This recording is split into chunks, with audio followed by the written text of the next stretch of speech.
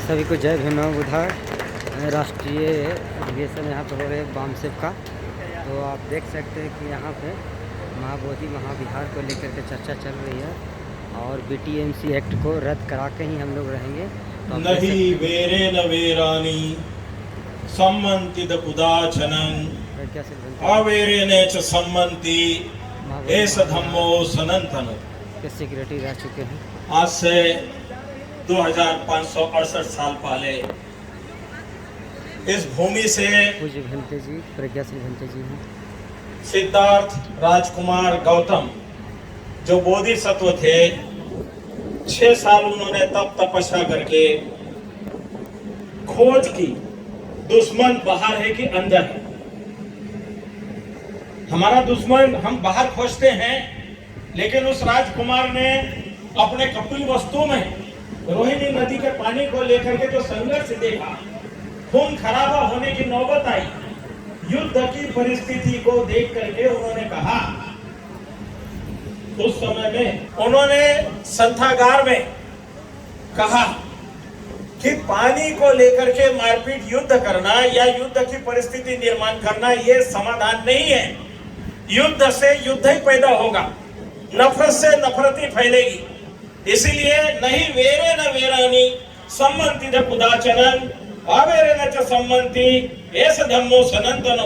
बैर से बैर कभी भी समाप्त नहीं होता। बैर से बैर को समाप्त करना है, अवैर से ही होगा। अवैर माने प्यार। तो बुद्ध ने उस समय जब बुद्ध नहीं थे तब ये गाथा कही है कि ये सनातन सत्य है दुनिया का, कि वैर से वैर कभी भी समाप्त नहीं होता है, आग से आग कभी नहीं बुझती है, आग से आग बढ़ती रहेगी और एक युद्ध का परिणाम दूसरे युद्ध में होता है। इसलिए उन्होंने ग्रह त्याग किया। ग्रह त्याग करके आए वो 6 साल इधर भटकते रहे। बड़े बड़े आलार कालम और उद्दक रामपुत्र राम के गुरुओं के पास शिक्षा पाई, समाधान नहीं हुआ। आने के बाद वो इस उरुवेला के जंगलों में तपस्या की और ऐसी तपस्या की जिसको यहाँ पर जो प्रागबोधि कहते हैं, नदी के उस पार पहाड़ी में शरीर सूख करके कांटा हो गया। पेट जो है ऐसे हो गया कि हाथ लगाए तो पीठ लगे, सिर खोपड़ी सूखे हुए लौकी की तरह से हो गई और ऐसी अवस्था में पहुंच गए, मरणासन्न अवस्था में। और 5 उनके साथ पीछे पीछे जो लोग लगे हुए थे, ये बुद्ध बनने वाले हैं, वो बुद्ध बनेंगे तो हमको ज्ञान प्राप्त होगा। मैं आ गया हूँ कि मेरी वीणा की तार टूटने के कगार पे है। मैं बिना खाए पिए इतना तपस्या किया कि शरीर सूख के काटा हो गया है। तो मुझे जीवित रहना है, मुझे इस वीणा को बजाना है। तो वीणा को बजाने के लिए मुझे इस वीणा को ठीक करना पड़ेगा। मैं भोजन ग्रहण करूंगा, ये मन में संकल्प किया। तो सुजाता, सेनानी ग्राम की सुजाता, उस समय में जम्बू द्वीप माने बहुत बड़ा विशाल भारत, जो महान चक्रवर्ती सम्राट का भारत कहते हैं ना, महाभारत, अखंड भारत, वो बहुत विशाल था। लेकिन बुद्ध के जमाने का जो भारत है, उस समय सबसे सेनानी ग्राम नदी किनारे, जिसको आज बकरोर कहते हैं, वो दुनिया में सबसे संपन्न और धनी था। इतना धनी था कि उसकी वैभव की चर्चा आप नहीं समझ सकते। वहां की सुजाता, उसने सेनानी ग्राम प्रमुख की बेटी सुजाता ने, उसने मन्नत मांगी हुई थी। एक वहां के ग्राम देवता, वहां जो पेड़ था उस पेड़ के मन्नत मांगी थी कि मेरे अगर सुंदर पति मिलता है, पहली बार में मेरे बेटा होता है, तो हे वृक्ष देवता, मैं तुझे यहाँ खीर चढ़ाऊंगी। तो उसकी शादी हुई थी कहाँ? बनारस में। और जब उसकी मन्नत पूरी हो गई, उसका बेटा हो गया, तो मन्नत पूरी करने के लिए उस समय में वो आई हुई थी। आने के बाद उसने सोने के थाली में खीर तैयार करके बैठी। अपने दासी से कहा, पूर्णा जाकर के वहां झाड़ू पोछा सफाई करके तो आओ। वो पूर्णा झाड़ू लेके गई, देखती है तो वहां कंकाल स्वरूप में सिद्धार्थ गौतम बैठे हुए पेड़ के नीचे। वो उल्टे पांव दौड़ करके आके बोलती है, मालकिन, अरे देवता तो पेड़ के नीचे उतर के बैठा हुआ तेरी खीर खाने के लिए। वो बड़ी खुशी के साथ थाल सिर पर लेकर के गई और जाने के बाद थाल लेके गई है तो 5 जो सन्यासी साथ में थे, बप्पा, भद्दिया, महानाम, अස්සजी और कौंडिन ने, ये 5 लोगों ने देखा कि बड़ी सुंदर थाल लेके सद्धज करे महिला आई हुई है, साथ में ढेर सारी महिलाएं आई हुई है। चलता तो इसलिए सुने, हम अपने इतिहास से भटक गए और इतिहास से भटकने के कारण हम लोग दर दर की ठोकरें खा रहे हैं, लात खा रहे हैं, जूते खा रहे हैं और जूते खा ही रहे हैं और खाएंगे। क्यों? कि हम अपने विरासत से भटक गए। हमारे सम्राट अशोक की विरासत काबुल कंदार अफगानिस्तान तक, पूरा इधर जावा सुमात्रा तक, लंका में बेटा बेटी ने बुद्ध धर्म को फैलाया। आज भी 2300 साल से लंका के लोग इधर पैर करके भी नहीं सोते हैं, हाथ जोड़ते मेरे गुरु का देश। आज भी थाईलैंड के अंदर में जो लोग हैं वो बुद्ध का देश बोल के नमन करते उठते ही। वहां पर पाली भाषा सुरक्षित है। बर्मा बगल में पड़ोस का देश, जिसने इस महाबोधि विहार को खुदाई के लिए बहुत कोशिशें करके कलिंगम को बर्मा अपने श्रीलंका से ला करके यहाँ खुदवा करके महाबोधि विहार को निकाला। ये दुनिया के बौद्धों की विरासत। अनागरिक धम्मपाल आए 1891 में, महाबोधि सोसाइटी नाम की संस्था स्थापित की। ये महाबोधि विहार को यहाँ का जो महंत है, बोध गया का जो महंत है, उस समय में गोसाई घमंडगिरी 1590 में आया और वो यहाँ पर बैठ गया और बैठ करके मुस्लिम बादशाह से 2 गांव दान में लिए थे। तो वो खुदाई में जो महाबोधि विहार निकला तो कहा कि ये मेरा है और मेरा बोल करके वहां दूसरे को जाने की इजाजत नहीं दी, तो इस पे कब्जा करके रखा। ये महाबोधि विहार ही नहीं है, महाबोधि विहार की लगभग 25,000 एकड़ जमीन भी है। हिंदुस्तान, पाकिस्तान, वाघा बॉर्डर और अटारी बॉर्डर भी ये महाबोधि विहार की जमीन है। और ये पूरे गांवों में जितने भी मठ है, मठ शब्द ही बौद्धों का है। इस देश में 84,000 जो स्तूप थे महाराजा अशोक के कहाँ गए? जमीन खा गई, आसमान निकल गया। अरे सबका नाम और रूप परिवर्तन कर दिया है। पहली शताब्दी में महाकवि अश्वघोष ने बुद्ध सहस्त्र नामावली लिख करके बुद्ध के 1000 नाम बना दिए। जगन्नाथ, आदिनाथ, केदारनाथ, द्वारकानाथ, बद्रीनाथ, गणेश, गणनायक, लोकनायक, सिद्धि विनायक, अष्ट विनायक, ये सारे नाम बना करके मूर्ति रख रखे, सारे हड़प लिए, नाम बदल दिया, रूप बदल दिया। स्वामी विवेकानंद ने जगन्नाथ के बारे में लिखा है कि पूर्व पहले का बुद्ध विहार था, हमने हड़प लिया है, नाम बदल दिया है। तो ये जगन्नाथ का महाविहार जो है, महाराजा अशोक ने भगवान बुद्ध का दांत रखने के लिए दंतपुरी विहार बनाया हुआ था। दंत तो चला गया, लंका में अभी कैंडी के अंदर में है दंत धातु। और वो जगन्नाथ जो है, जगन्नाथ मंदिर, वो पुराना जगन्नाथ पुरी विहार है।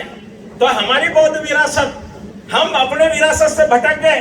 अभी कोई बोलता है ये बनो, कोई बोलता वो बनो, कोई बोलता पजामा बनो, कोई बोलता कुर्ता बनो। हमारी मूल पहचान क्या है? भारत के लोगों की बौद्ध है। आप चले जाओ आसिया में, कहीं पर भी चले जाओ, चाइना चले जाओ, चीन चले जाओ, जापान चले जाओ, कोरिया चले जाओ। मैं इस दावे के साथ बोल रहा हूँ कि ये बुद्ध गया के महाबोधि महाविहार का 1995 से 2001 तक में प्रमुख रहा हूँ।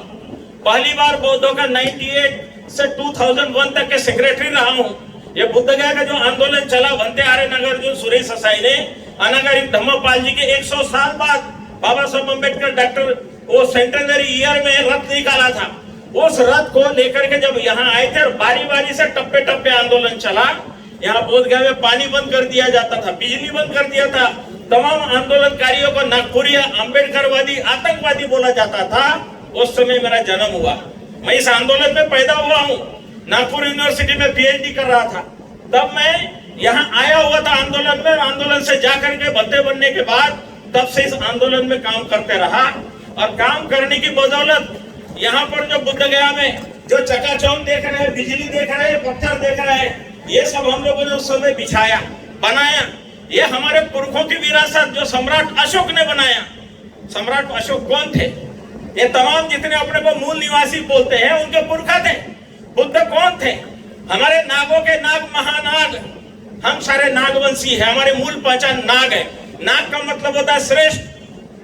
उसको शूद्र बोल करके ये लोगों ने हमारी पहचान खोली, हमारी पहचान को छुपा दिया शूद्र के नाम पे। शूद्र माने छोटा, नीच। तो हमारी ऐतिहासिक विरासत, हमारी संस्कृति, हमारी सभ्यता जब तक हम जानेंगे नहीं, हम लोगों की कोई जातियां नहीं थी, कोई वर्ण नहीं थे, हम लोग राज करते थे। कहां तक? काबुल कंदार अफगानिस्तान रशिया के बॉर्डर तक सोना आता था बाहर से। सोने का शेर, चारों जो सिंह स्तंभ है, वो अब लोग क्या बोलते हैं? सोने की चिड़िया। चिड़िया ऐसे होती है। महान सम्राट अशोक का भारत जो है, चारों ओर सिंह स्तंभ, चारों गर्जना कर रहे हैं। काय के लिए? निडर बनो, स्वाभिमानी बनो। ये स्वाभिमान हमारा खो गया है। बाबा साहब अम्बेडकर ने 1956 में क्या किया? 14 अक्टूबर को नागपुर में हमें पुनः अपने विरासत में वापस आने का रास्ता खोला आया हुआ है और मूर्ख बना करके, गधा बना के, गंवार बना के, जाहिल बना के रखा हुआ है। इसलिए बुद्ध के ज्ञान को जानो। दुख, अनित्य, अनात्म, ये 8 शब्दों में बुद्ध का ज्ञान है। इसको जाने समझे।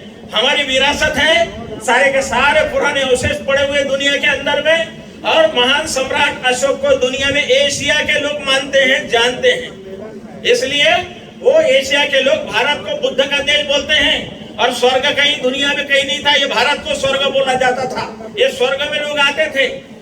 युआन चंग आया, फाइयान आया, इसिंग आया। युआन चंग की डायरी के वजह से ये महाबोधि विहार को खोद के निकाला है अलेक्जेंडर कनिंघम ने।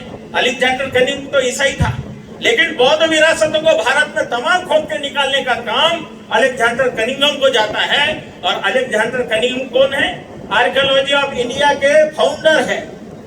तो हमें अपनी विरासत को जाने पहचाने। आज हमें 179 डे हो गए धरना पर मैं बैठा हूँ। आज धरने पर पहली बार धरने से उठ के आया हूँ। क्यों? ये आदित्य प्रधान है, ये कुंदन जी वगैरह है, ये धरना पर बराबर रात दिन हमारे पास आते रहे, गांव-गांव के लोग आते रहे। तो आज आकाश लामा जी ने मेरे से कहा, भत्ते जी मैं तो नागपुर में मशाल जुलूस में व्यस्त हूँ। हम लोगों ने मशाल जुलूस नागपुर से शुरू की है, क्योंकि कुछ लोगों को, हमारे जैसे लोगों को काम पे लगाया हुआ है। वहाँ जो नागपुर की संस्था है, उन लोगों ने बड़े बड़े बैग भर के पैसा दिया है और काम पे लगाया है कि आंदोलन को बर्बाद करो। और उन्होंने बता दिया कि आंदोलन खत्म हो गया, खत्म हो गया, खत्म हो गया। 9 मई को ही ये बता दिया कि आंदोलन खत्म हो गया।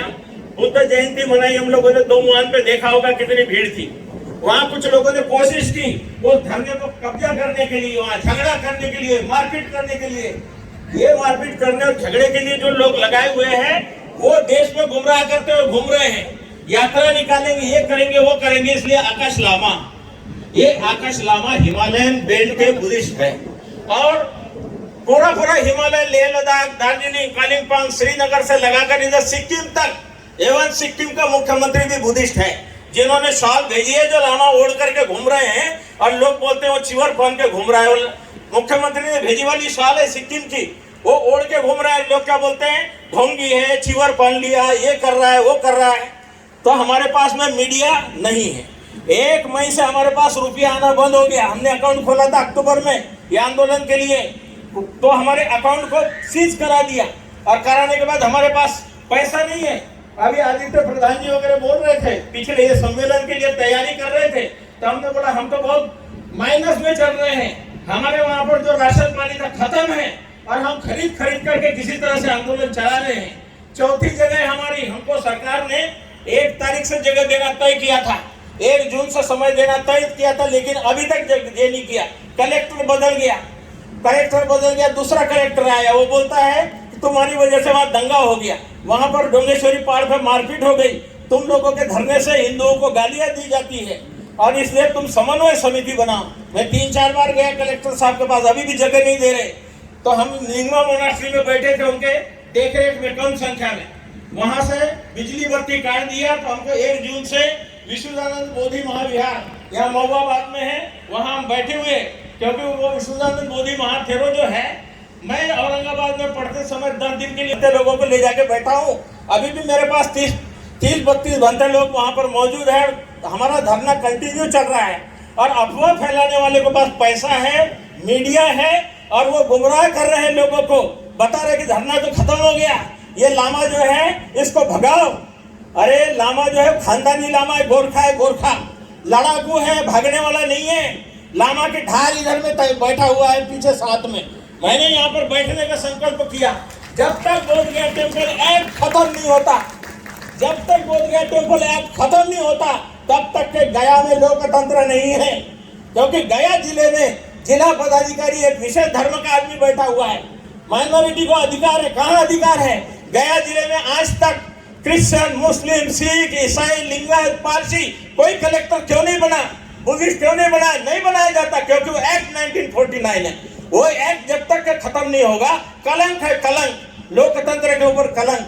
मरा मुर्दा है, लेकिन ढोया जा रहा है। अभी भी उसका अंतिम संस्कार करने के लिए हम बैठे हुए हैं। जो लोग बोलते हैं ना हिंदू राष्ट्र बनाएंगे, खूंटा गाड़ के बैठे हुए हैं। हम मरने के लिए बैठे हुए हैं। 30-32 साल से हमने महाबोधि विहार के आंदोलन को जीवित रखा है। और आज से 10-12 साल पहले रिंगना बोड़ी में नागपुर के पास, मेरा गांव उधर ही पास में है, वहां से 40 किलोमीटर दूरी पर आदिवासियों के बीच रहा हूँ, आदिवासियों के बीच बड़ा हुआ हूँ। मेरे आदिवासी दोस्त क्या बोलते हैं, आदिवासी दिवस। पागल लोगों, इंडिजिनियस माने आदिवासी नहीं होता है, मूल निवासी होता है। और हम तमाम मूल निवासी भारत भूमि के, जो 100 में 90 भाग हमारा, 100 में 90 भाग हमारा, हम बोलते हैं तोते की जैसे, लेकिन हमको स्वाभिमान नहीं है, क्योंकि जाति में पड़े हुए हैं, ऊंच नीच में पड़े हुए हैं, इस बीमारी में पड़े हुए हैं। बाबा साहब ने दलदल से 1956 को निकाल दिया। जिन लोगों को निकाल दिया, नागपुर के अंदर करोड़ों की संख्या में वो लोगों को जगाते हैं। मैं नागपुर का नाग हूँ, नागपुर में भंते बना हूँ, नागपुर का नाग, भिक्खू नाग होता है। नाग माने श्रेष्ठ होता है। हाथी जो है वो भी नाग है, और बोधि वृक्ष भी नाग है। तो ये नागों की अपनी संस्कृति, अपनी पहचान है। अपनी पहचान को पहचानो और अपने आप को जानो। दुश्मन बाहर नहीं, दुश्मन हमारे अंदर है। अज्ञान हमारा दुश्मन है। हमारी ईर्ष्या, जलन, द्वेष, ये हमारा दुश्मन है। हमारे अंदर जो लालच है, इसीलिए हम दलाली करते हुए घूमते हैं, दूसरे का विरोध करते हैं। दूसरे को विरोध करके कोई फायदा नहीं है। बुद्ध ने कहा है बहुजन हिताय बहुजन सुखाय, जीवो और जीने दो। बहुजनों का हित, बहुजनों का सुख, पक्ष है तो विपक्ष जरूरी है।